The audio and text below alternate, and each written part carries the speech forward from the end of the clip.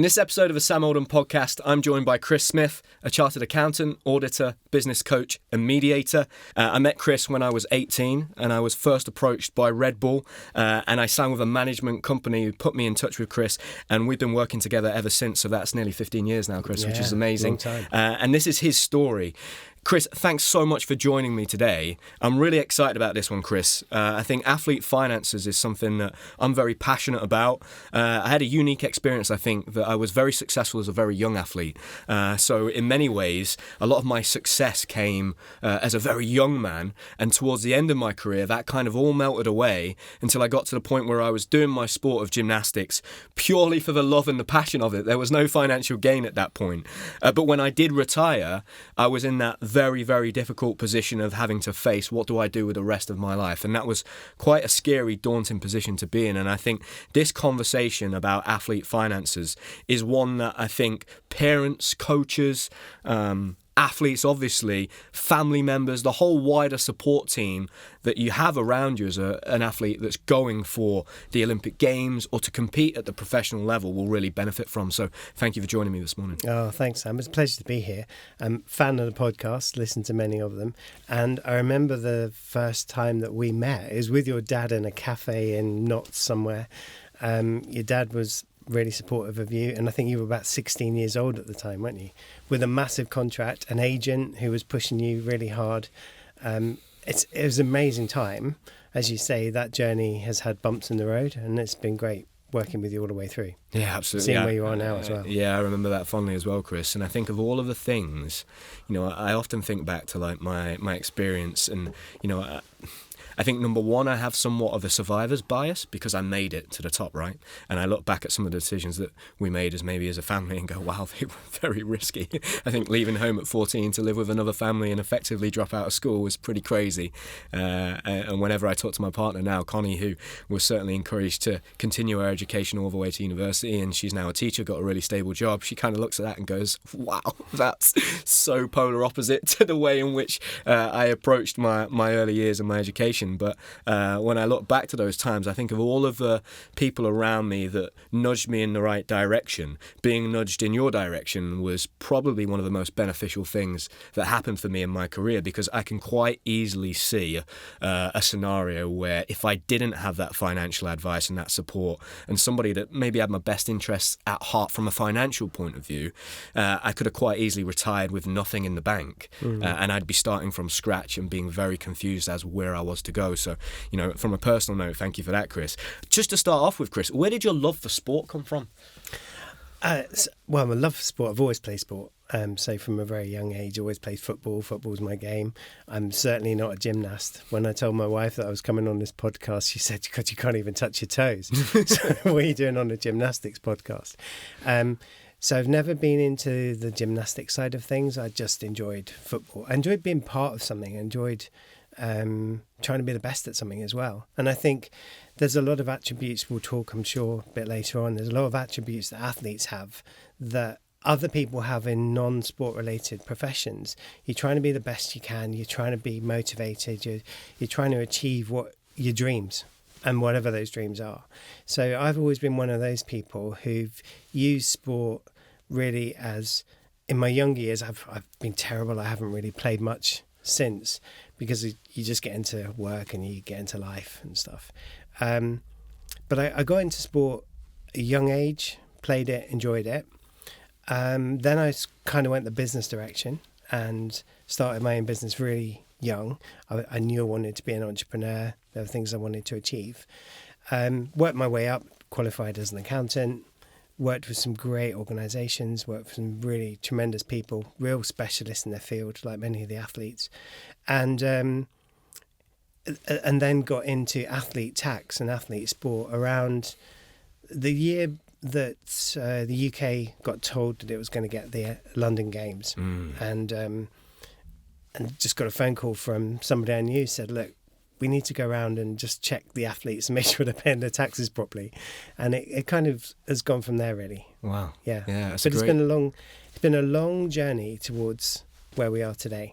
Yeah. And just tell me a little bit more about that journey. Obviously, Chris, you said that you loved sport in the beginning, but you felt like from a young age you had that entrepreneurial spirit within you. There are so many similarities between entrepreneurs and athletes, particularly maybe athletes that are in individual sports where, they're going at it alone, you put your hand up, it's just you. Was there something there early on in sport that you kind of resonated with, that you feel, that there were some similarities between being an entrepreneur? And also, did you like the numbers side of sport, Chris? Because, training to be an accountant, you're working a lot with numbers. One thing that I loved about sport was that in many ways it was quite binary. You're right or you're wrong, you win or you lose. It's black and white. The numbers are there. You get a perfect 10 or you don't get the perfect 10. And I think for me personally, I really responded well to that. I found words at school a little bit more challenging, so it was really hard for me to read and write. In the beginning, I had an extra tutoring, but I got maths. And I think that's in part why I got sport as well, because it was very simple and I liked that. It was a game of meritocracy, right? I get that. I think thinking about it, it wasn't necessarily the sport or the numbers, it was the people. Okay. And I was one of those kids that sat at the back of the class. I was always taking information. I'm a listener and a thinker. And when I was playing sport, I was thinking all the time. I was watching people. I was anticipating, reading the game, that sort of thing. I was a thinker, not a sports person. And so I was actually more suited to be a coach. And once I got a knee injury, so stopped me going any further. I wasn't good enough anyway, but it kind of stopped me in my tracks from a sporting career perspective. But I went straight into coaching because I'd understood the game and I understood the people. And I think that's been the basis of my whole career, really. Wow. As an accountant. The numbers are important, of course, and knowing the rules, having the qualifications important, but it's actually the human connection. It's about dealing with the people, understanding their circumstances, understanding where they're going, and helping them on their journey. So I get my career has been about helping people, understanding the people, and finding what makes them tick so that I can resonate with them. Do you get a lot of joy from studying human behaviour, Chris? Because it sounds like me too. And when I was... I used to say when I was probably in my mid-20s, when people would ask, I was a good football player. Right. Still are. I still play. I'm not bad level, but my legs aren't quite there anymore. I'll tell you a funny story. One of my good friends, Richard Whitehead, MBE. Richard, I've told Sam this story, but me and my partner saw Richard like a couple of years ago because he lives locally and he's been on the podcast. And Richard went, "Hey Sam, how are you? What have you been up to?"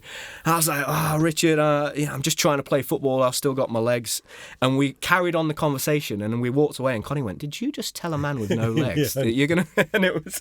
He's such a great guy for that. But so my legs are kind of there and I'm hanging on, but I'm in my mid-30s. But I used to think my strength came as a footballer when I was a kid from the physicality of doing gymnastics, because I thought, well, I can hold players off.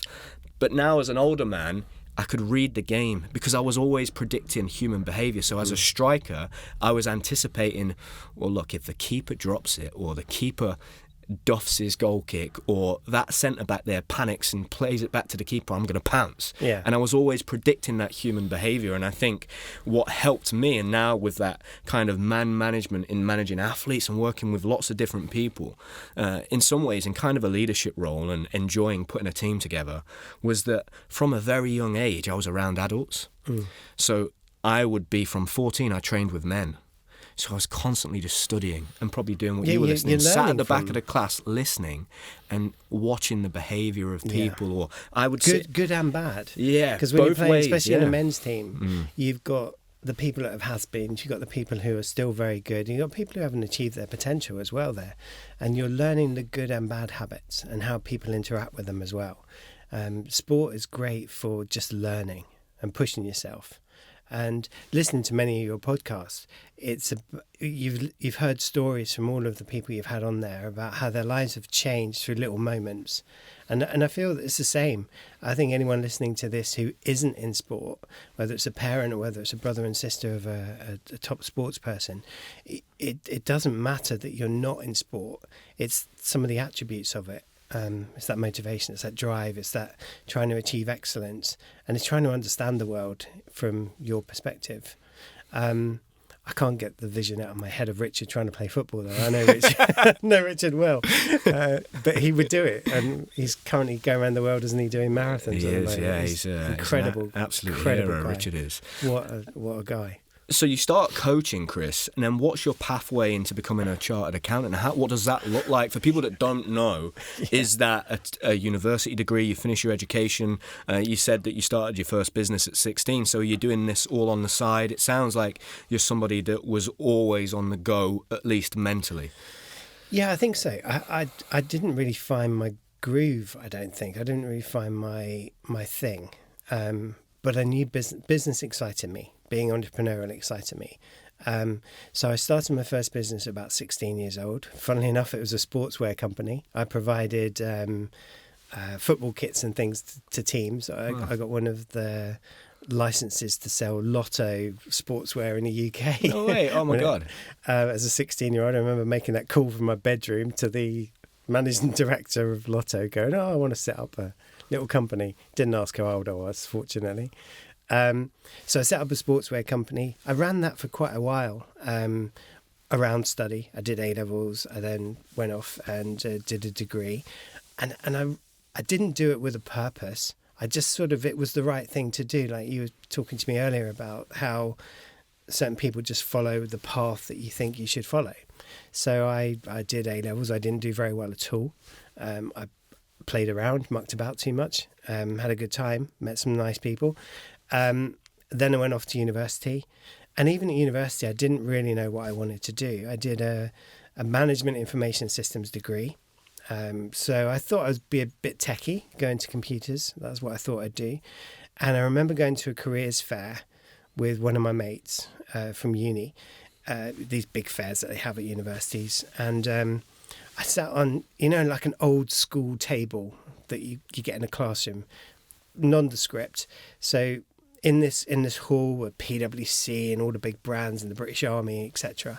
And they had these big stands. And my mate was really interested in becoming an accountant and working for PwC, who are one of the big accountancy firms. Okay. And he was going over to talk to them, and I didn't know what I wanted to do. I thought I'd probably take the business forward that I was running and try and increase the brand, because it had got me through university without any debt. I'd made enough money to sort of pay for everything along the way. And I thought, I could really take this somewhere.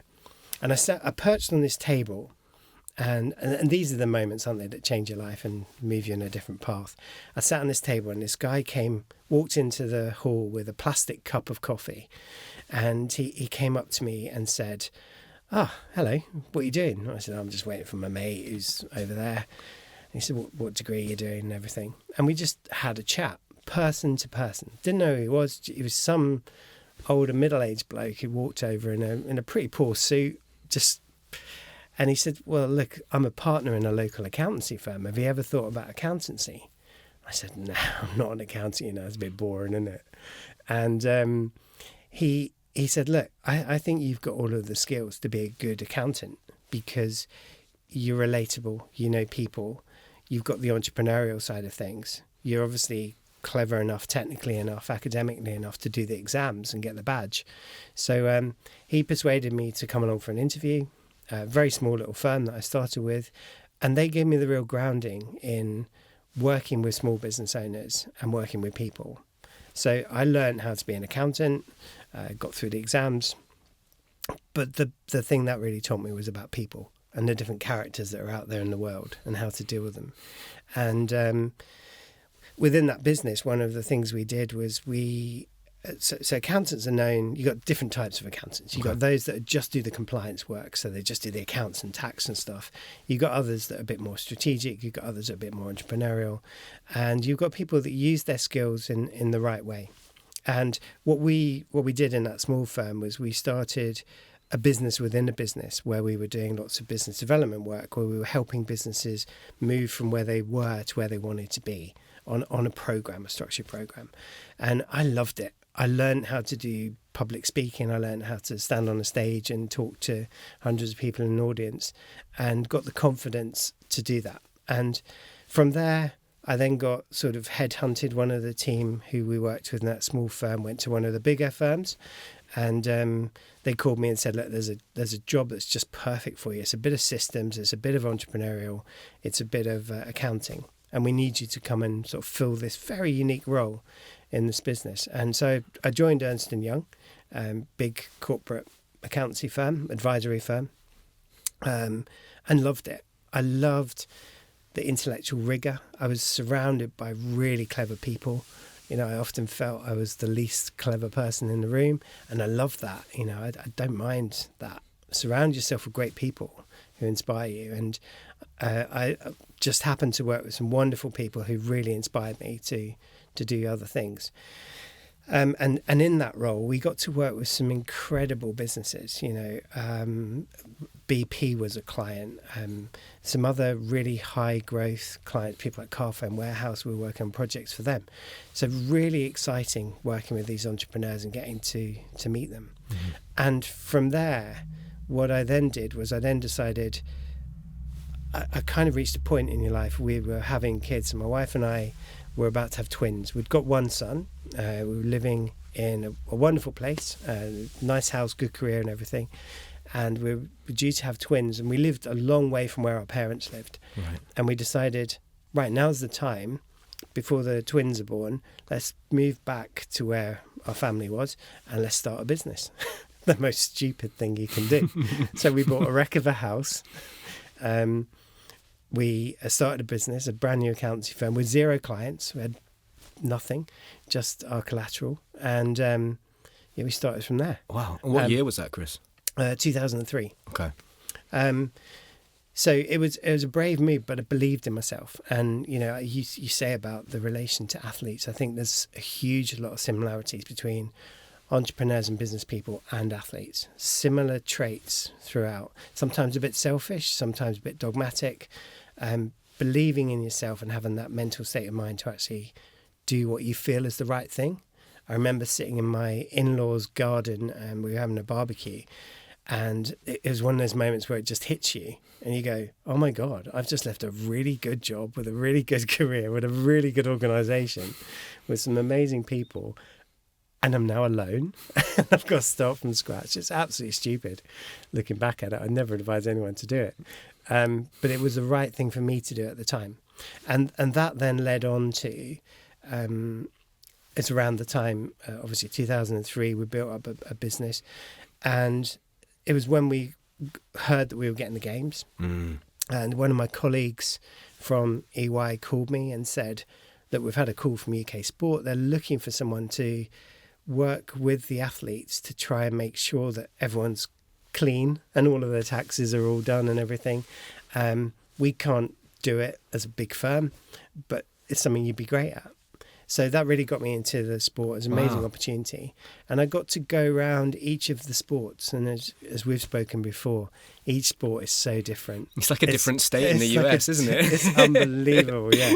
The differences between, say, the boxers and the rowers or the gymnasts, the mentality's different, the people are different. They've all got similar traits, but they're such different characters. A different culture, such a different personalities. Culture. You know, it's interesting, Chris. Like I talk about this a lot on the podcast, but I listened to somebody on a podcast years ago say that do swimmers look like swimmers because they swim, or are they attracted to swimming because they're built like swimmers? And that got my brain thinking. And I was like, well, who's attracted to gymnastics? And normally it's the kids that can't sit still in the class. Yeah. So the ones that are swinging on their chair, always looking out the window, can't sit down long enough to read a page because they can't concentrate. The ones that think outside the box, and typically they're quite neurodiverse. You take all of the wildest kids in every school and put them all together, and that's the group of gymnasts. Yeah. That's what you get. But it's really interesting that you say that every culture of each different sport is very different and what makes them tick, because I imagine working with athletes that are in individual sports to team sports is different too. Yeah. So it's really interesting that you say that and you noticed that from the beginning. Even within sports, what I find fascinating is that you'll get different characters within it.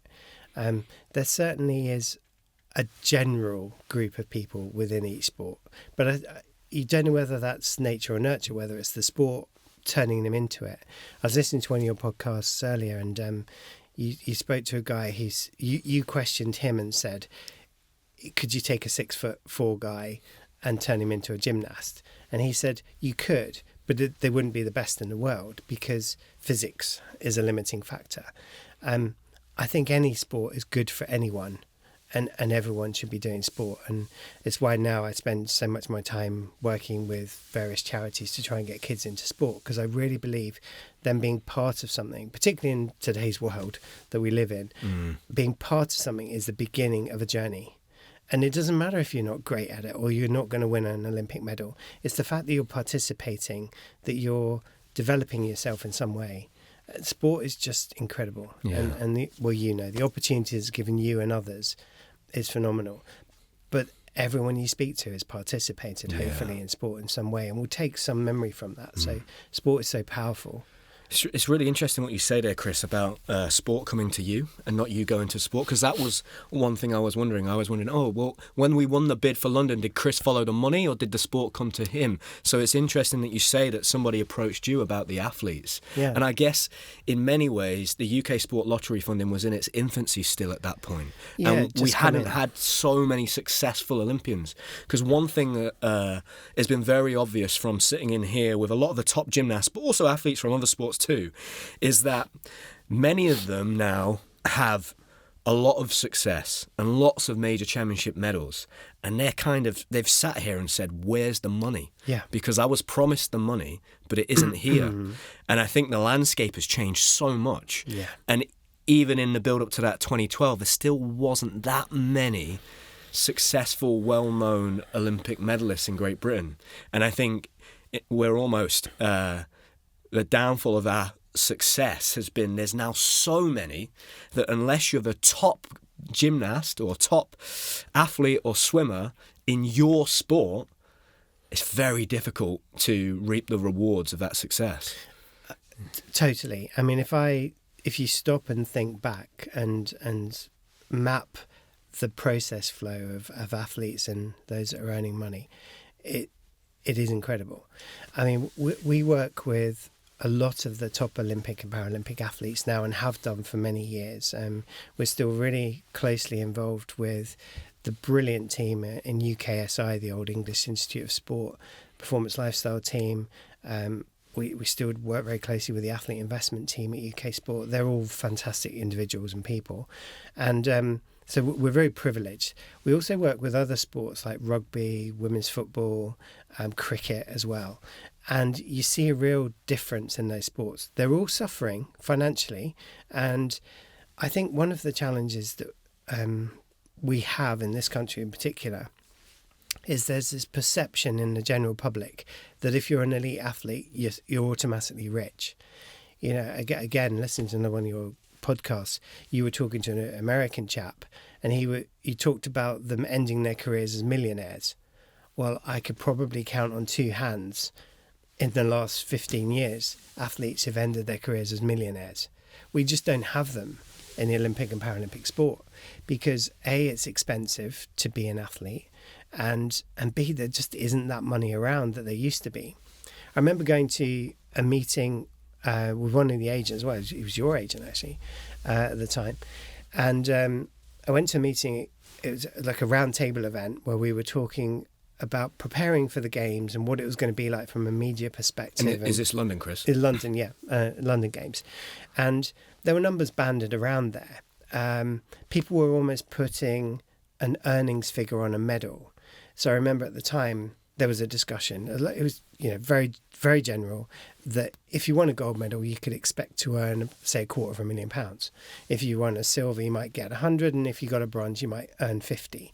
And the agents in the room sort of had that as a benchmark. That was their goal.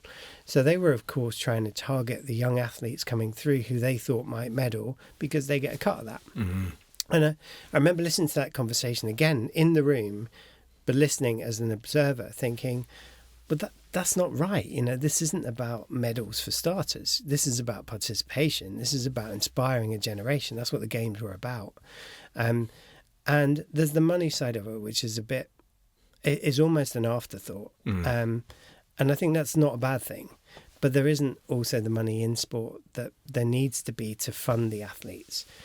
We're now moving forward now, what we're seeing is a lot of the key sponsors then are just not around. They're not in the market. The numbers we see from our athletes who are professional athletes and dedicating their time and their lives to it and have been for years, they're basically barely making a living out of it. Mm-hmm. They're certainly not wealthy. Very few of them. You get the exceptions, you get the poster people, and particularly around London, we had the poster people at the time. I remember a famous advertising poster for the London Games, and there were 7 or 8 characters on there, and they all did well because they got brought into the public eye, got a lot of media attention, lots of spin-offs from it. And then obviously you've got the people who were successful, like Mo Farah and Jess Ennis-Hill, who were very successful and obviously did very well commercially, had the right team around them. Yeah. But there was also an awful lot of people who were at that Games who struggled to get there. I mean, at the time I was, or shortly afterwards, I started working with the Handball Association, a great organisation, a wonderful sport, running, jumping, throwing, catching, it has everything, handball. But it just doesn't have the participation numbers and it doesn't have the sponsors. So we had a squad of people. We hadn't qualified for the handball because our teams weren't good enough on the world stage. We didn't have the investment. But because it was a home games, we had a men's squad and a women's squad at the games. And it was amazing for them to get that opportunity. And we worked with a number of the players to try and help fund their progress there. And they were writing begging letters to get to the games. How ridiculous is that? It's funny you say that, Chris. I remember as a 17-year-old kid going up for my physio appointments at Loughborough above the power base. I think we used to meet when you'd come to meet me, and we sit down and we catch up and have a chat. And there were posters on the wall advertising for people to join the GB handball team for the Olympics. Yeah. And that blew my mind. Yeah. I was like, they're just advertising for anybody to join the team because there's not enough people. And so it's so funny that you say that they were literally almost writing begging letters. And I think, one thing for me that is part of the problem, Chris, is that I don't think the athletes have a perception of, number one, what their value is, what the leverage is they have as a professional athlete, and also what a good wage is. I remember retiring and being offered a job at the Gymnastics club. Bearing in mind, I'm an Olympic medalist. I was a level 2 coach at the time. And I was so amazed by that somebody had actually, for the first time in a very long time, valued me enough to give me a job. Yeah. That I remember running home and saying to Connie, look, the gym have offered me 22 grand a year for 40 hours a week of coaching. And she kind of looked at me like, are you off your head? That's minimum wage. What's that going to do? But my perception of what, because I'd been on funding from such a young age and that money had been tax-free. It was just, but that really showed me. Also, you're right, the perception from the outside world is that the athletes are rich, but the perception from the athletes is that they're actually doing pretty well, but that's because you probably don't have any expenses yet, because you're living at home with your mum and your dad, there's no mortgage. And everything's paid for. Yeah. And it's a real problem. I mean, there's a number of things you say there. One, I think athletes quite rightly are focused on what they're doing and their performance, and that's really key, and we want athletes to do that. We're not creating a celebrity culture, we're creating a sporting performance culture, and that's so crucial. I think the other thing is that the system, the way the sporting system in the UK is, it provides so much opportunity for people. Once you get into that sporting system, you are bubble wrapped in some fantastic services. We've got world-class physios, we've got world-class psychologists, we've got world-class strength and conditioning coaches. And everything is laid out for you. And all you've got to do is perform and be the best you can. So we've created this fantastic system. And once you're in it, you don't need or want for anything. Your trips are paid for, they're covered, they organise everything for you. Once you step away from that, then you're on your own again. And you experienced that at the end of your career when you were off the programme, still trying to get back on it. I remember that period well. You kind of lost some of your sponsors, but you were still trying to come back for those next games. And unfortunately, that's where sport is harsh, because we try and push everyone towards the performance goals without really having a duty of care around the athletes themselves. And loads of good stuff is being done around it right now. You know, the duty of care review that Dame Tanny Gray-Thompson did with the BAC, the British Elite Athlete Association now, but the old British Athletes Commission. Some great work around it, because protecting the athletes is really important. Jo Harrison, incredible head of the performance lifestyle team, she always talked about cliff edge, and the fact that as athletes were coming towards their career, some of them were so still focused backwards looking at their career, they just fell off the cliff. Others could see the cliffs coming and knew there was a drop, but didn't know how they were going to climb down. And a lot of her team's job was around preparing athletes for that transition gap. Again, that's improved dramatically thanks to the work of people like Jo and some of her team, Dawn and Marcia. They've done some amazing work there. And I know you had lots of benefit from the PL team you work with. Yeah. So we've got some really great people in sport focusing on that. The money side is still an issue, though. So for those listening, a lot of athletes are funded through an APA, an Athlete Personal Award, which is lottery funding. And the lottery funding has transformed elite sport, especially Olympic, Paralympic level, because what it does is if you reach certain criteria, if you're good enough, then you receive an award. And that award is enough to pay your bills and give you enough towards your sporting costs and your living costs. It's just enough to live. It's above minimum wage if you're right at the top, but if you're lower down and if you're level, say, C or D funding, it's quite below minimum wage for somebody who's meant to be training and competing full time. Now, it's not a job, it's a grant, and that's so important. So having been on both sides of that and worked with UK Sport and some of the APA funding, it is absolutely crucial it remains a grant based on performance. I really believe in that. It's there to help athletes do what they do, to take the money distraction away from them. Is it enough? Probably not. With the cost of living crisis, I think it was at the time. It probably isn't enough now. It could increase. But then the pressure on public funding is incredibly hard. There isn't enough money around now in the lottery. Because that was one thing I looked at, Chris. You know, I think APA stood at about £30,000 in 2012 for top A-level funding Olympic 28, medalists. yeah. 27, 28. Yeah, and then it's not changed too distinctively. No, it's gone up a little bit You adjust recently. that number for inflation over that period of time. You've gone backwards. Yeah. Very far backwards, right? Yeah. And things haven't got cheaper for the athletes, they've got more expensive.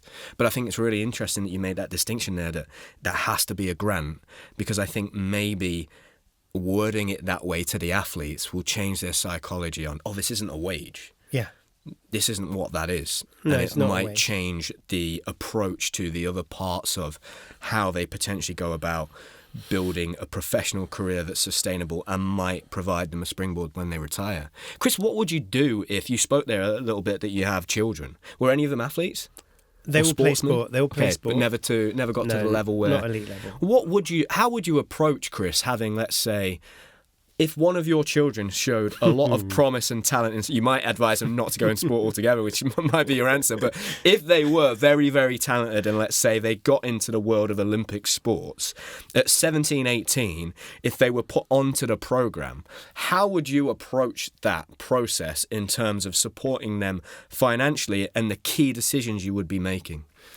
That is such a tough question. It really is. I mean, I know it sounds simple on the face of it, but it's such a tough question because I think it comes down to the individual. I think it comes down to, as a parent, what I would see in them. Now, we've spoken in the past. You know, I have a lot of challenges in my job, my role. One of those challenges is parents of athletes. There's some awesome parents out there, and all parents are supportive of their kids the best they can. Some are a bit more pushy than others. Some are more engaged in their children's affairs. But parents are a challenge, and I think when you get to, there's a point where if your child is that good at a sport, you do just have to let them be taken on by experts. You have to hand the baton over to the coach or the performance system and just run with it. But you've always got to be there to look out for them, because the performance system, as brilliant as it is, it's not right for everyone all of the time. There are times when your child is going to need you. So I think, would I advise them to go into it if they were elite at something, and if they enjoyed what they were doing and they were passionate about it? Absolutely, I'd back them all the way and encourage them. Knowing what I know as well, I'd put some safeguards around it. I'd make sure they've always got an alternative, especially today. I'd make sure they've got an education if they were able to do that. I'd also make sure that they're thinking about what next, because it's a finite career. At the elite level, your body's going to give up, even if mentally you're still there. So I would encourage everyone to have a plan B and think about that as early as possible, even from day one. And the most successful athletes that we've worked with, not just from a performance point of view, but more holistic. If I think about the athletes that we still work with now from years and years ago, though they were the ones who set out very early on what they were about. So some of the best names in British sport they've been successful, but they've also been very clear about who they are. They come from a strong family background, generally. I mean, it's not a requirement to be successful in sport, but it certainly helps, a good base. And then they've had a very clear plan on their values. So they've really understood who they are. And I know you went through that process yourself, didn't you? It's right, what am I really about? What do I care about? Honesty, integrity, ambition, collaboration, all of those values that a lot of these people share. And they set out on their journey through sport with those values in mind. Again, it's why I'm so fascinated in sport as an accountant, is because of the people involved and the passion they share. And what those people did was they aligned themselves with other people, other coaches, other sponsors, other people in their teams that shared their values. Okay. So they worked together through their journey. And when they got to the end, they weren't alone. They'd built up a support network, almost without thinking about it. But so the transition became easy for them. They were respected in their community. They'd achieved some level of wealth. Their health was obviously very good as well. So they had all the attributes of being able to go out into the world and do whatever they wanted to do.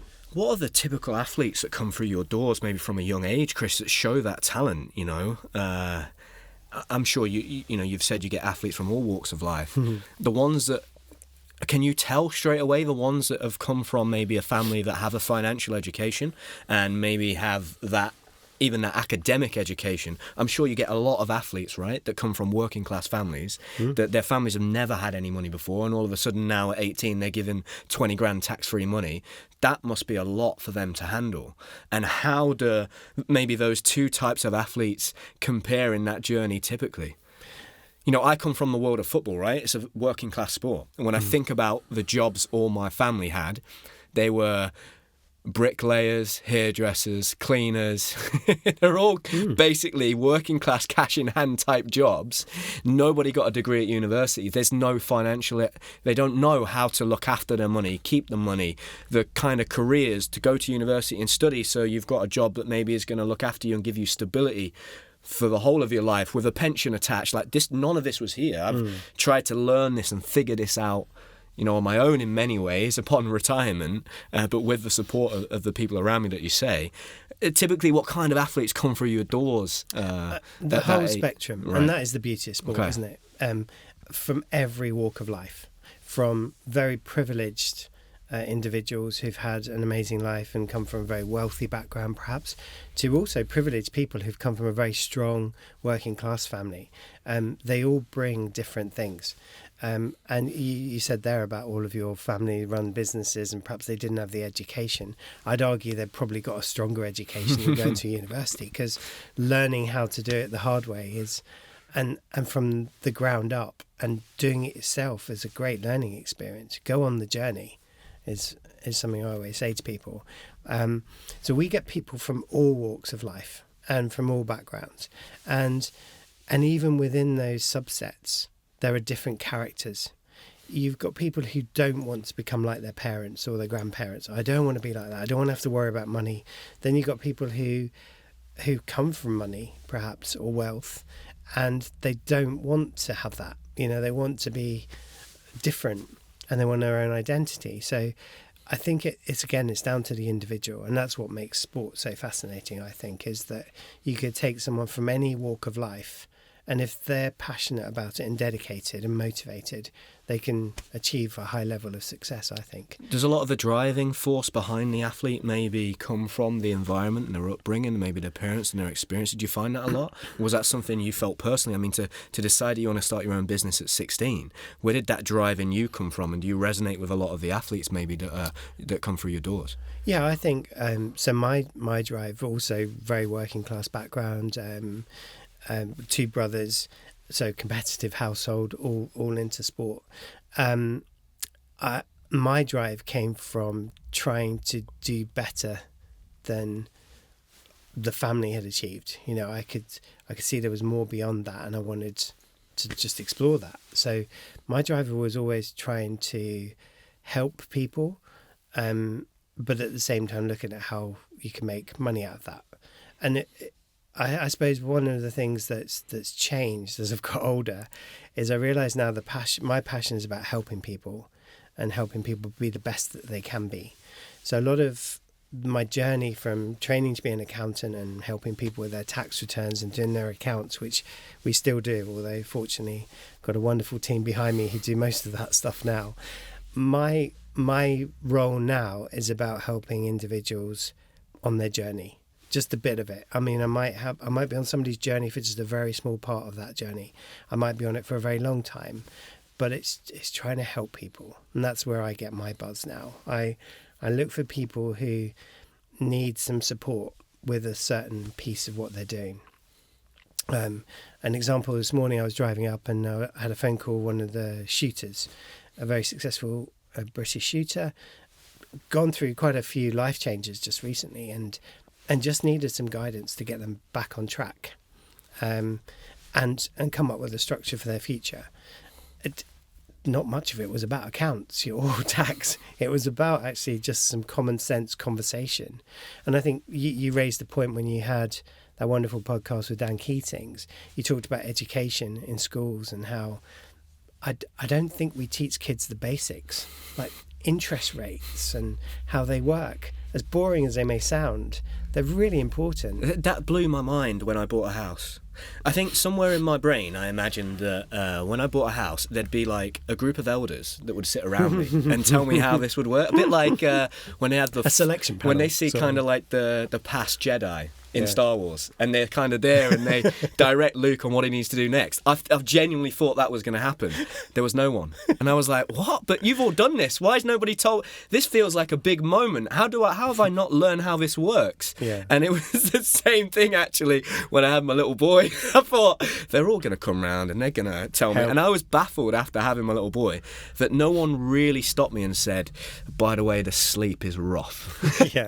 Everyone kind of says it, but no one really shook me and was like, just sleep as much as you can now because you're not gonna. And so it's funny that you say that, because when I think about like the real difficult challenges in life, a financial education, it blows my mind. It doesn't exist. It's not there. We don't teach people about interest rates and savings and money and how the pension works. You know, since retiring from gymnastics and taking more of an interest, and especially now that I've started my own business, outside of just being an athlete and that being its own business, I now take an interest in my pension and finding out that effectively the vast majority of people in the UK just have their pension that is a workplace pension just in a generic fund.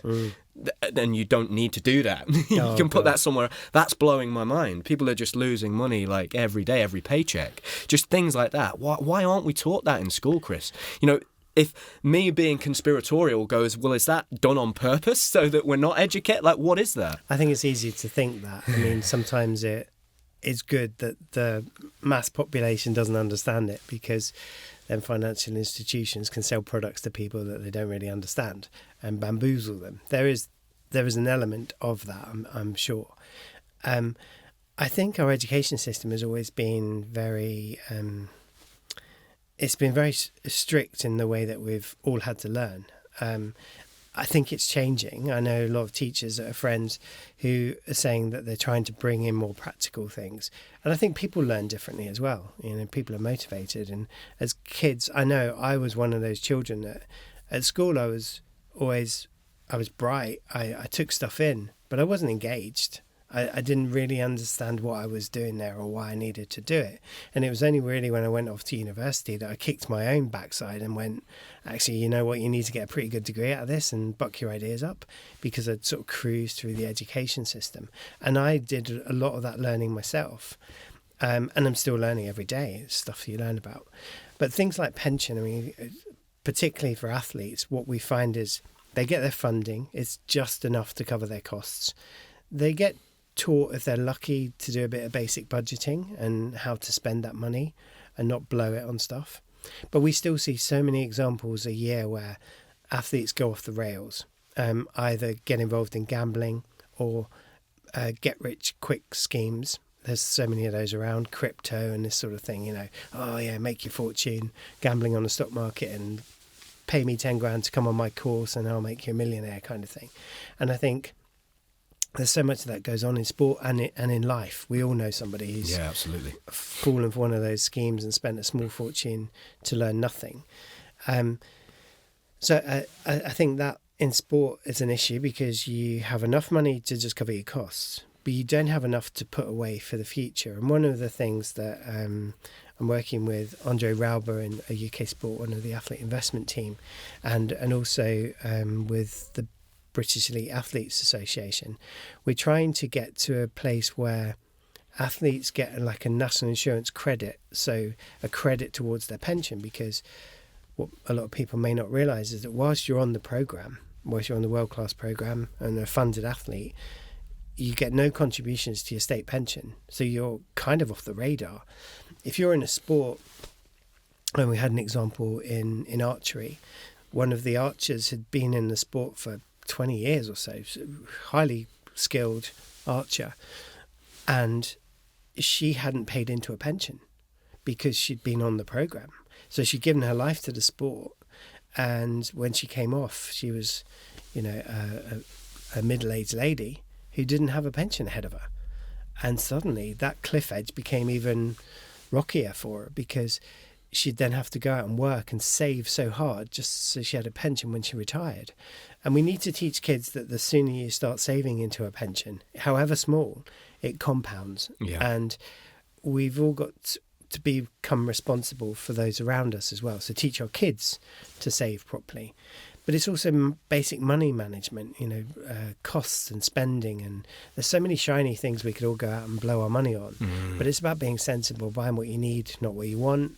The basics like that. And unfortunately, we see that in athletes a lot. We see those guys that get their first sponsorship deal and go and buy the fast car. Is that partly, Chris, because they're by nature, their appetite for risk is high? I think so, yeah. I mean, definitely there are those characters in sport who are like that. There are those that are more cautious, almost bipolar, cautious in their home life, really aggressive in their sporting world. And we've got some characters that we work with together that are very different. Dan Purvis, Dan Keating, Christian Thomas, all super guys, all slightly different. Yeah. And Christian is a wonderful person, lovely human being, one of my favourite people.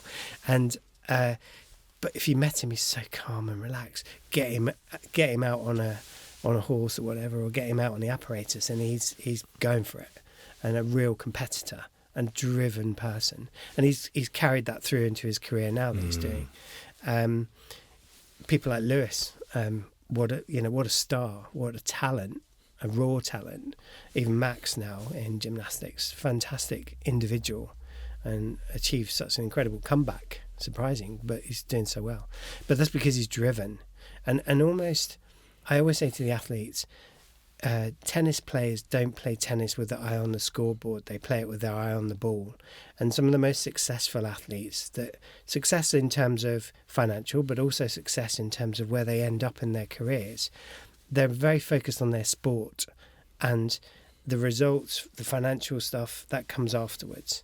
So as a byproduct. Almost. Yeah. You don't keep looking at the scoreboard.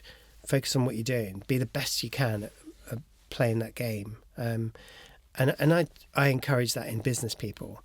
I'd say it's not about how much money you got in the bank. It's about how brilliant you are, because your last customer is only as good as, your last service that you provided to those customers. And it's a very similar thing.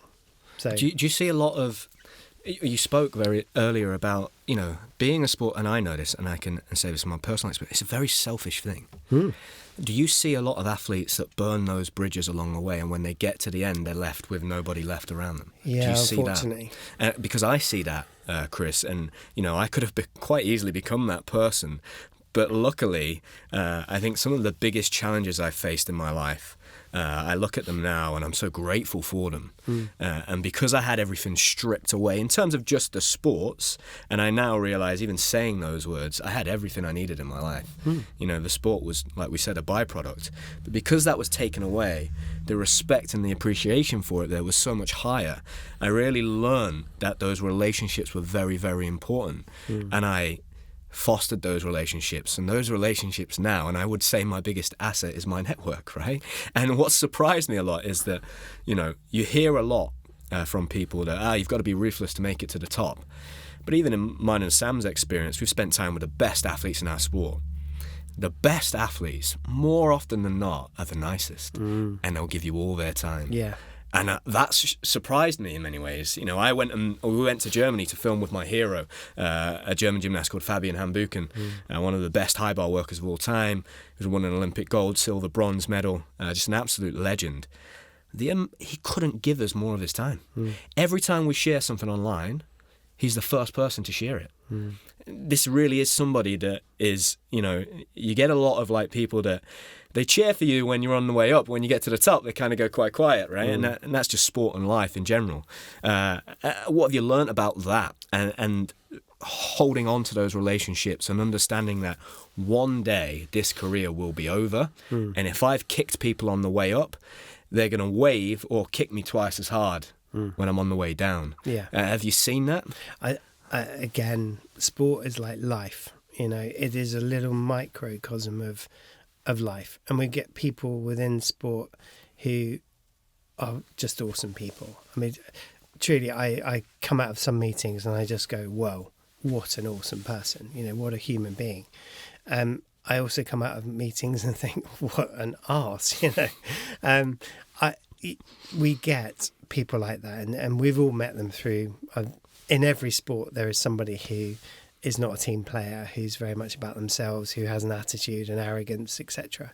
I think generally, though, what sport does is it normalises people into understanding that you need to have a team around you. You're reliant on your strength and conditioning coach and your physio to get you back on track or get you back into performance mode. You're relying on your coach to get the best out of you. You're relying on your teammates. So I think what it does do is it smooths the edges off people. I mean, you've had some guys in gymnastics that when they first came on board were very confident and perhaps rubbed people up the wrong way. But as they've come out of the system, they've actually become more rounded individuals. And I think that's one of the powers of sport, is that it can create people that appreciate others. And we need more of that in the world today, I think, unfortunately. What advice would you give, Chris, for maybe parents, this one more than anything? If you've got an athlete, a child, son or a daughter that's very talented, and all of a sudden management and agencies come knocking on that door, you as the person that works with them, alongside them as part of that support team, but also stands on the outside of that and sees the finances and where those commissions start getting divvied up to, what would be the advice that you would give young parents, or just parents in general of young athletes, in those situations when those agents first come knocking? I mean, my personal experience is that, from a very young age, I had a lot of success and quite a lot of media attention that tied into London 2012. So I had quite big sponsors come on board in the early days. And it got to a point where my dad went, I don't know how to handle this anymore. I need to pass this over to somebody that does. And I signed with an agency at the age of 18, was with them until I was 23. And then we got to a point where I decided that I don't think working with these guys is now in my best interest. I need to get out of this contract. And that was very expensive. And for the rest of my career, I acted as my own agent. And I went into those meetings myself and tried to negotiate and figure out how much I should be getting paid, which was an amazing learning experience. And if you are able to do that, I always think an athlete should. You should represent yourself. But, 18, you're probably not ready to do that. What advice would you give to parents around that situation when it comes around, Chris, I guess? Because the reason I ask that is that for me, having done what me and Sam have now done with the podcast, having represented myself, I think the old model is dying out. That traditional model of, okay, you sign with one of the big agencies, you get the big contract with Adidas, and then you're taken care of for life. I think that's dying. And so many athletes, I can still see them playing that game or trying to go down that pathway. And you've got one or two guys fighting for the same contract. And only one person's going to get it. And those contracts are not as big as they used to be either. They're not life-changing. They're supportive, like you said, right? They're not life-changing. I think there's so much more that comes with it. And there's different ways to go about it. So, number one, I guess, what advice would you give to parents of that? And number two, do you see the same thing? Is it changing? Yes. That traditional model of signing with an agent, getting a big contract, how is that all changing and evolving? Yes, it's changing. The advice I'd give is still advice I would give at the time, which is that we work with lots of agents and lots of athletes and lots of agents, and we always talk about at least a triangular relationship between the athlete, us as their accountant, and an agent. And quite often it's a four-part relationship where it also involves the coach, because I think a coach can bring a lot. In certain sports, they understand the commercial side of things. Surround yourself with a wider team. The agent is not the be-all and end-all of it. If you're lucky enough to get a good agent, and there are some really excellent ones out there, we work with a few of them, they really care about the athlete. They put the athlete first, and they won't even sign a contract or entertain a contract unless it's right for the athlete at the right time, at the right price. So I think find an agent who understands you and doesn't come along with bearing gifts, comes along with questions. If an agent comes to you and starts asking questions about what you're about, what your goals are, what you want to try and achieve, what you're looking for, which brands you like and you can relate to, then that's already a good starting point. Someone who comes along and goes, oh, I've got this TV appearance to go and appear on a TV show for 500 quid or whatever, they're just getting a load of jobs. And how do you decipher, Chris? Me and you will know that, but I've learnt that through making the wrong decision. Yeah. So how, as a parent, do you know is it, do you have to just take that risk at some point? I think it's talk to more people, to other parents. So almost as if you would go and, if you were a parent deciding which school your child was going to go to, go and vet the school. Yeah. Well, when somebody approaches you, go and see a few schools. Go see a few, yeah. Yeah, go exactly. and see a few schools and understand the differences and understand what your child or your young adult is about and what's best for them. And there are, again, it changes by sport as well. It's complex because there are some sports where it is a very short lifespan, and especially if there's a games coming up like Commonwealth or Olympics in a few years' time, it may be your one shot at making some bucks if that's what you're about. But performance drives it. It comes back to that. Keep your eye on the ball, not on the scoreboard. Your agent should be secretly doing work in the background that generates you and them income, but is supporting you in your performance. And so many agents also require so much time of their athletes and take them away from their sport. So that's a bad thing. But as you say, the school analogy is a really good one. Talk to parents, talk to ex-students, talk to people that have been to those places, read up on reviews and things, look at the grading system. Do your research. Don't just take someone who comes along with a nice shiny offer for a 10 grand contract for a car company, which, fairly easy to get. I think the other thing to say is that look at the longevity of the agent and who they've worked with previously and how long they've worked for them before. That's a big indicator. The top agents stay with their clients for life. And I mean life. They become ambassadors after they've finished their sport. They often move into other things, and the successful agencies work with their people through their media careers and beyond. It's really easy to become an agent. There's no licensing here in the UK. We could set up an agency this afternoon. We could, after this podcast, we could sit down, design a website, and we could start our own agency. It's so simple, with no experience really at all, although we've probably got more experience than most people starting an agency. But it's really easy to do. You don't need to be regulated. No one checks you. So we could go and get a few deals with local suppliers and tout them around to athletes and take our commission. Ask around. Agents are really important. They're part of the ecosystem, and there are really good ones out there that have been very successful for their clients. Definitely it's a way forward. Your point around athletes doing it themselves, I'm a big advocate for that too. You see the music industry going that way a little bit more, right? Taking more control over their leverage and what I it think is they have to also offer. comes from the intensity of your sport and how much time you're committing to it and the stage of your career. So when you took over, you'd started with an agent when you were young.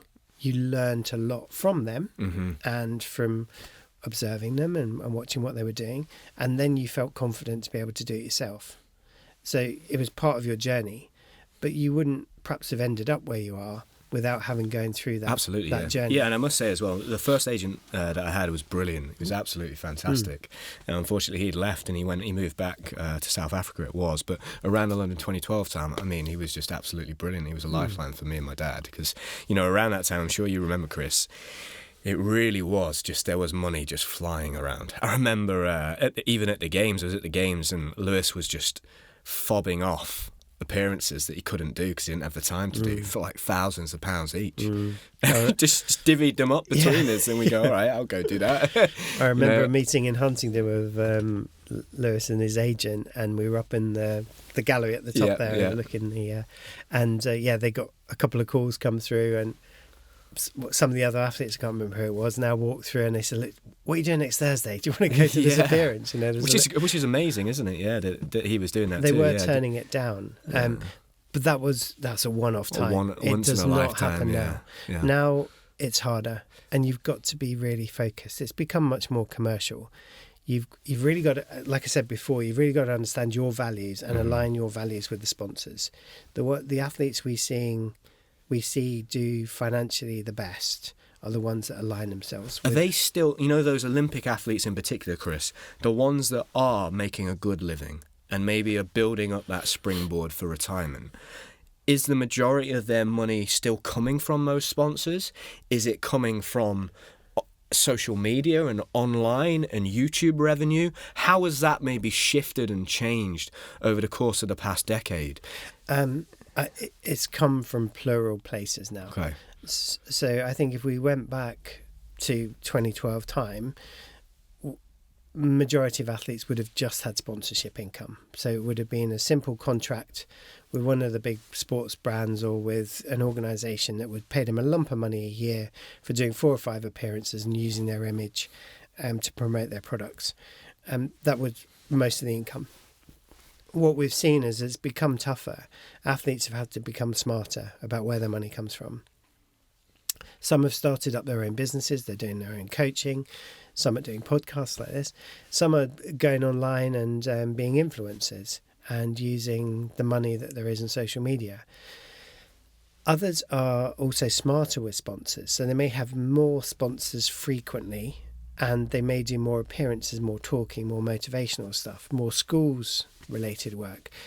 So now the ones that are financially successful tend to have many, many pots to it. As a firm, we've evolved in we focus on three things. We focus on sports people, athletes, and the whole ecosystem around sports. We focus on property, and we focus on family businesses. And the reason we do that is because of the connection between the three. Many athletes will move into property as a safe investment, and many property people have family businesses, and many of the athletes will move into having family businesses in the future or have connections with family businesses. So it's kind of, they are quite connected. A lot of people sound surprised when we talk about sports people and family businesses, but it's the way that it's gone. So many athletes now aren't just training and competing full time. They're also running a business, whether that's an online company, whether it's a coaching business, or whether it's something completely different. Whether it's importing equipment and selling it on, or there's so many entrepreneurial things being done by athletes to raise money. Yeah. And I think that's still a frustration if I'm sitting in a pub and we're watching something on the TV and you hear somebody say, "Oh, they're millionaires and all, they make so much money," and you think, God, if only you knew. I mean, Chris, that's the question I get, right? I go and do school assemblies all of the time. I've got a school event Friday. Where's your Ferrari, Sam? Yeah, how much money do you earn? Yeah. And I say, I didn't pick football. The reality is, for most sports, most athletes are still funded by parents.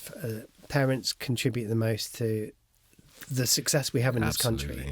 Yeah. UK sport is amazing. The funding system, the national lottery is just has transformed sport and is still awesome and is underappreciated at times. And thank goodness so many athletes, particularly Winter Games just recently, thanked the national lottery for their support, because it is really, really helping them, and it's helping the whole system.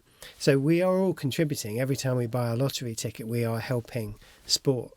But with that aside, it's still the parents behind, or the family members, or the guardians. Which is the thing for me that blew my mind was, once I had got the success and I was the talented guy and the next shining talent to come through, and I was getting paid, that's when I was getting the free stuff. And I was like, I needed it then. Yeah. When my mum and dad were remortgaging the house, and my mum would drive 2 hours and sit with my 4-year-old sister for 7 hours and drive me back every day. Yeah. That's when we needed the help. But the help doesn't come until you've already got that always kind of seemed like such a contradiction when I was, later on in my life. That's like life itself, though, isn't it? And maybe without that stimulus and that drive, you don't get to that point, and that's kind of how it works. But I think that's why this conversation is really valuable, Chris, for everybody listening, regardless of where you are on that journey, because we have a lot of parents that listen that have kids that are 7, 8, 9 starting out, and they're already asking big questions. And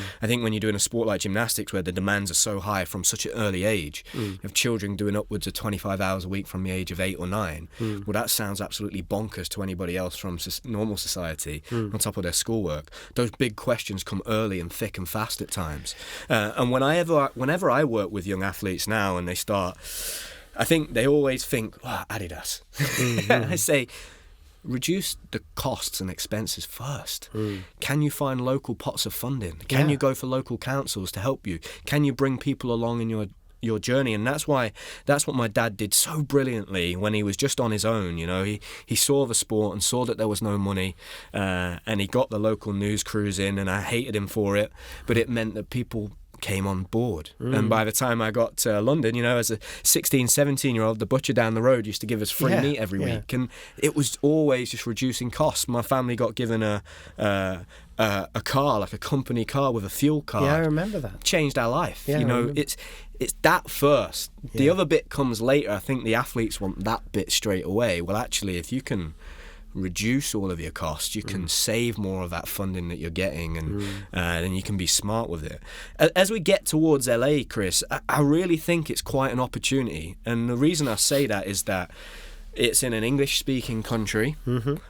America is supersized. Everything's massive. Massive, yeah.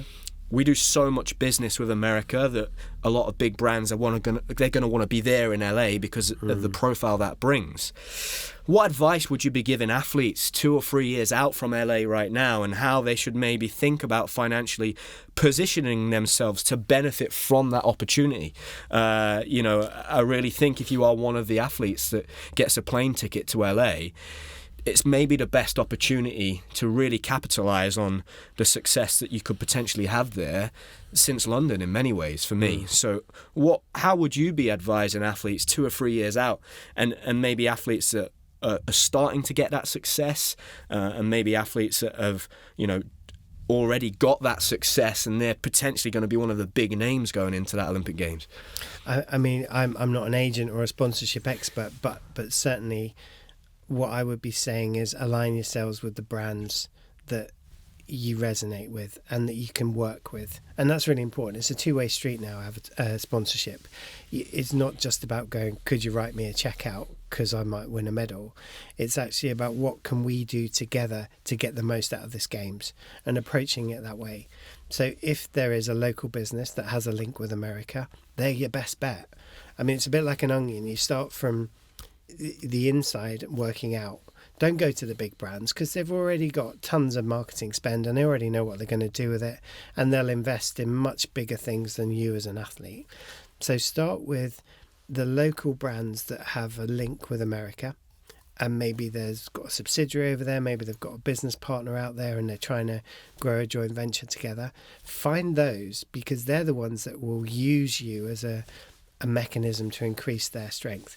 You've got to look for the win-win in every situation. What's in it for them? What's in it for me? And how can we make this work together?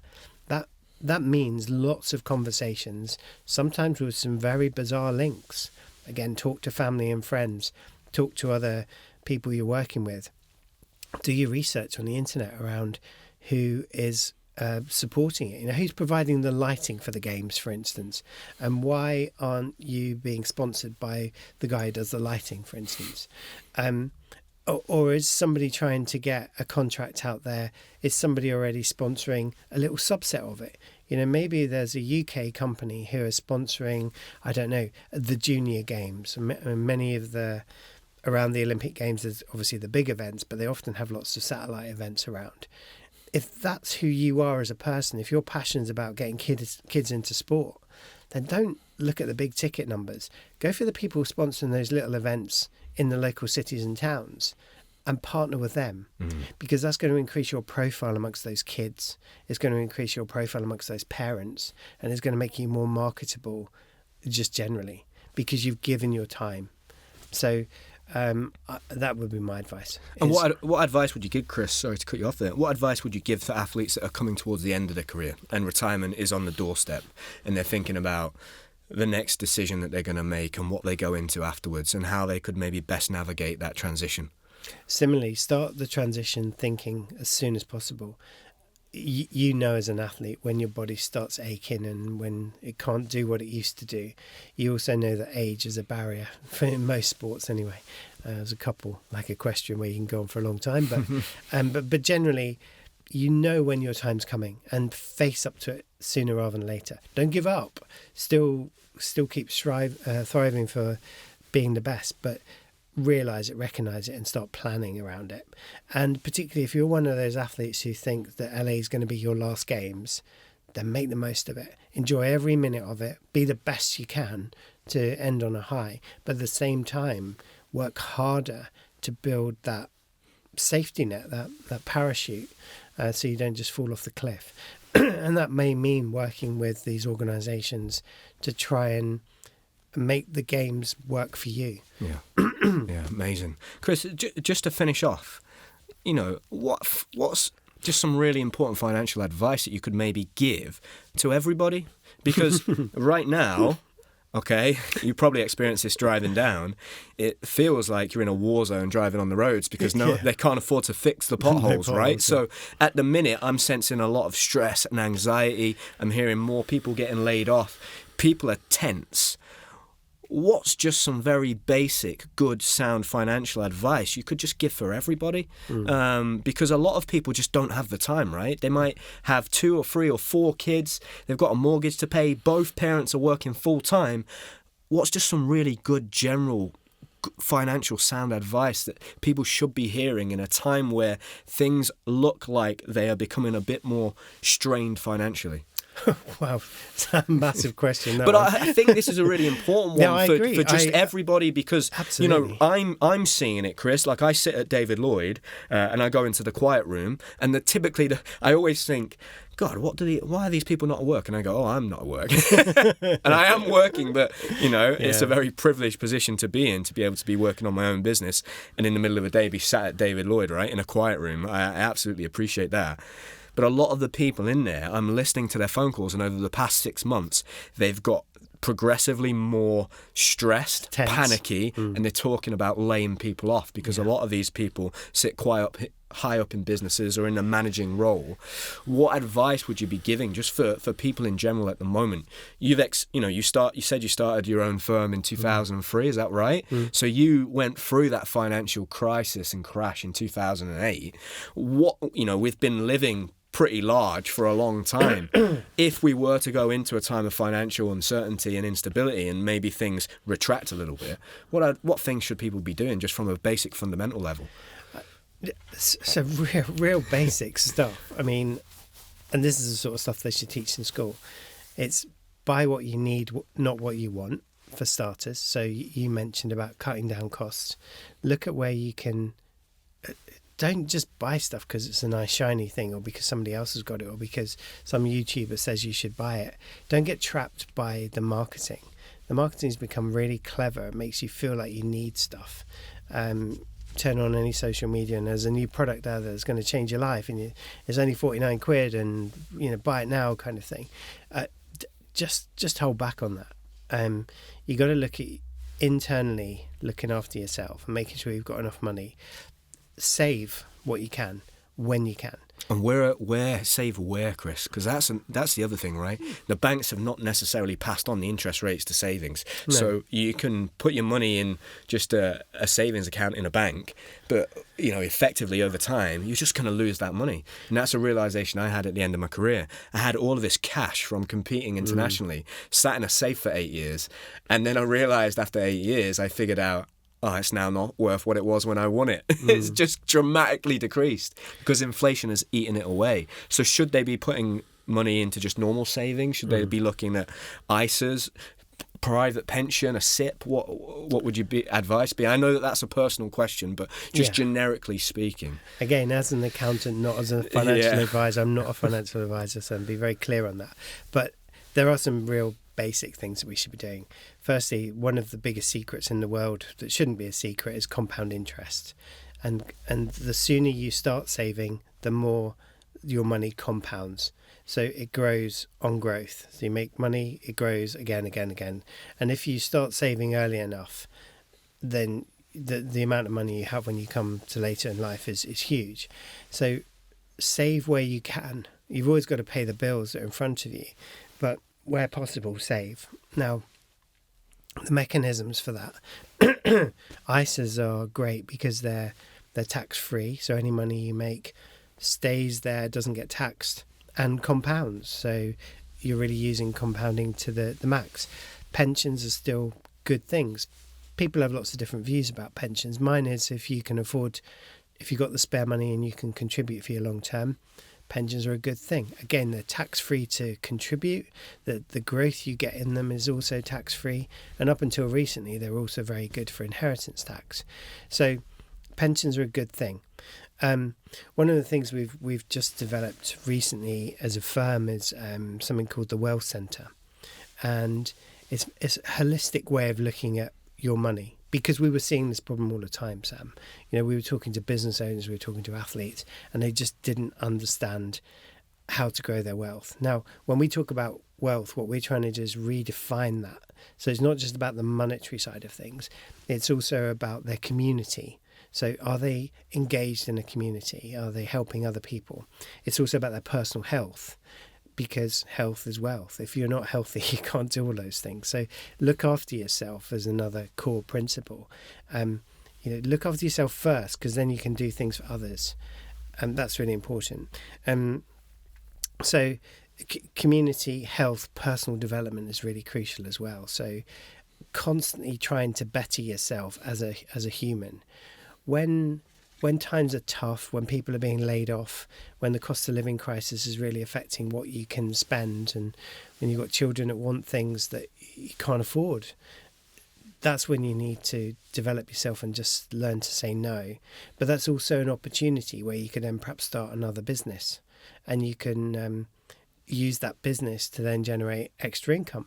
There's so many people nowadays who have multiple sources of income, whether that's simple trading online or whether it's just extra part-time work in the evenings, but also starting a business is a really good thing.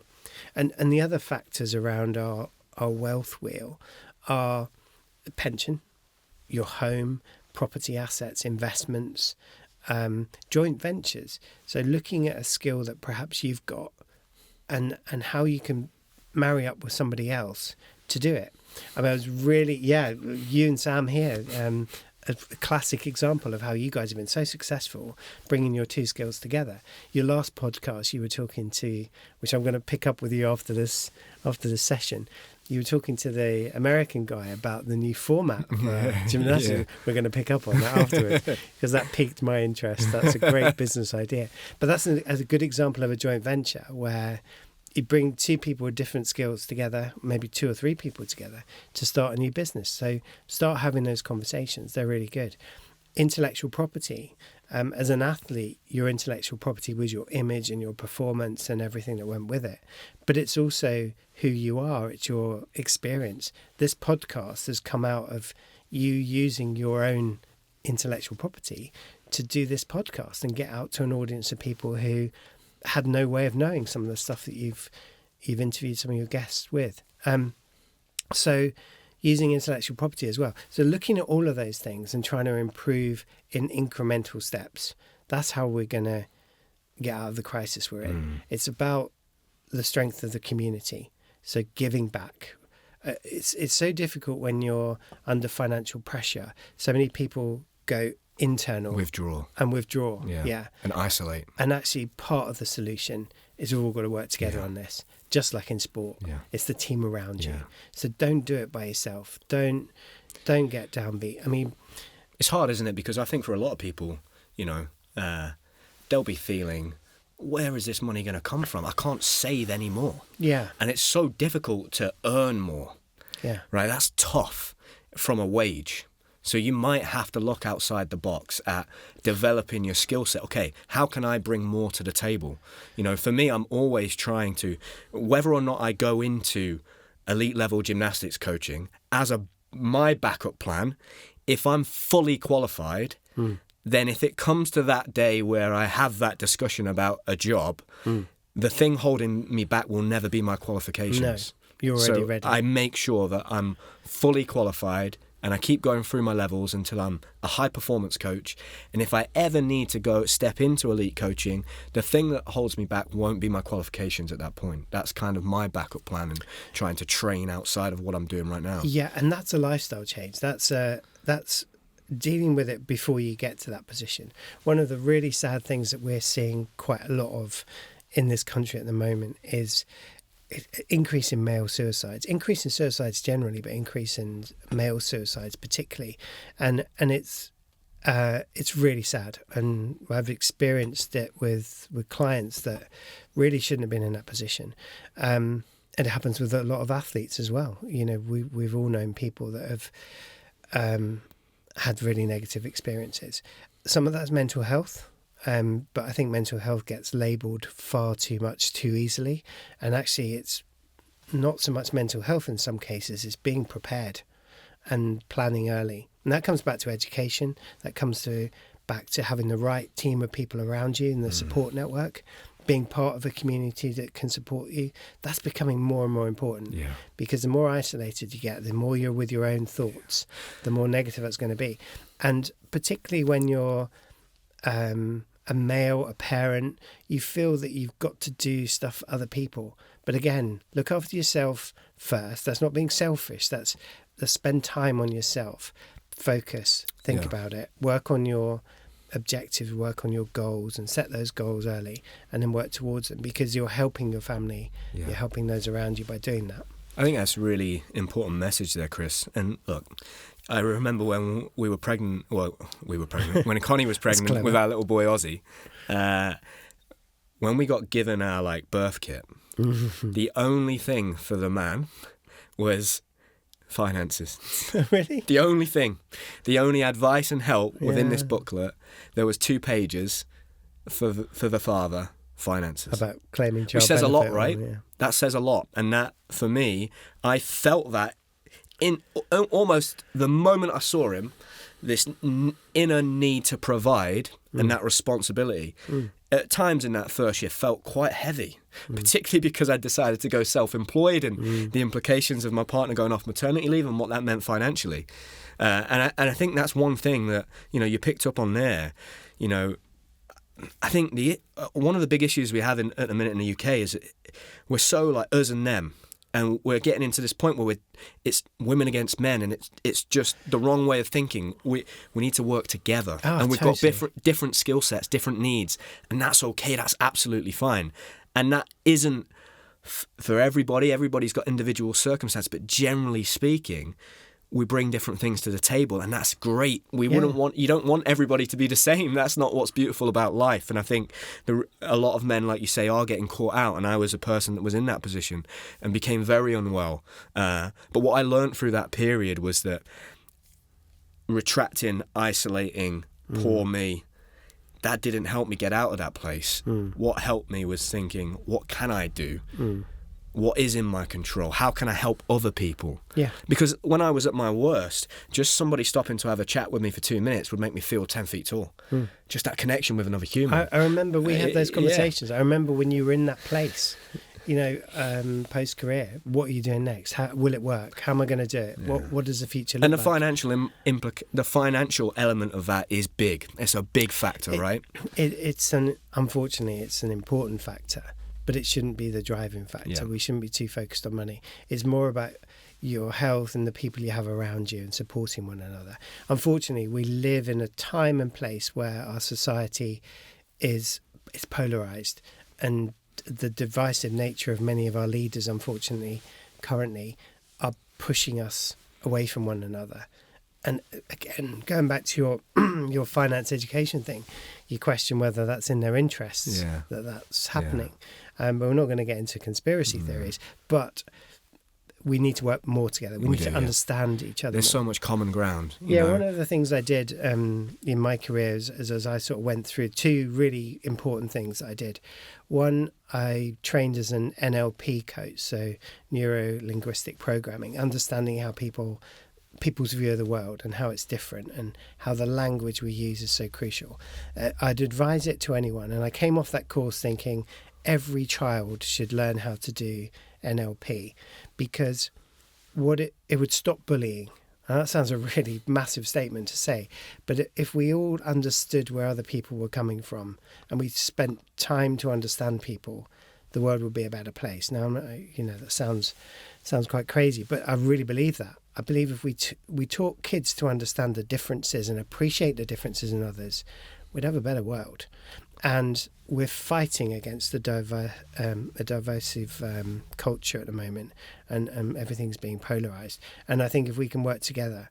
The second thing I did was mediation, which is I trained as a mediator to be able to help 2 sides or 2 or 3 parties understand their differences and find the common ground.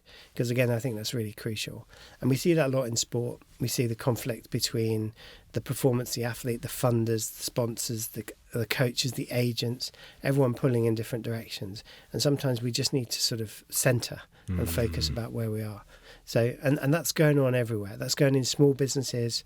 That's happening in family, dining rooms and living rooms as we speak. Yeah.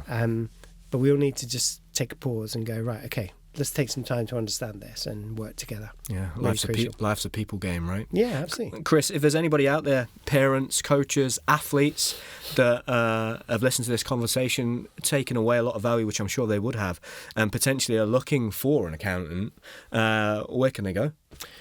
So, yeah, we'll be more than happy to. If you're to taking talk on to, clients, yeah. Chris, Yeah. I don't want to send Always hundreds of people your way. Always looking for good people, good clients. So the best thing to do would be to go to our website, which is gmsfc.co.uk. So Golf Mike Sierra Foxtrot Charlie.co.uk. All my details are on there. There's links. There's a chat box, and you can get quotes and things. Also, a really useful tool. For athletes who are listening to this and parents who want a bit of support, we also have another website called Athlete Tax, which we worked with so HMRC's content, UK Sport, UKSI, the Old English Institute of Sport. Together we came together and we created the Athlete Tax website, which gives a lot of information for parents, a lot around the tax rules here in the UK especially. That's a really good reference site. And again, my details are on there if you wanted to contact me about anything athlete related. Amazing, Chris. Thank you so much for this. I really appreciate it. And I know that people are going to gain a lot of value from this one, Chris. So I really appreciate it. Thank you very much. Pleasure. Thank you very much. Thank you.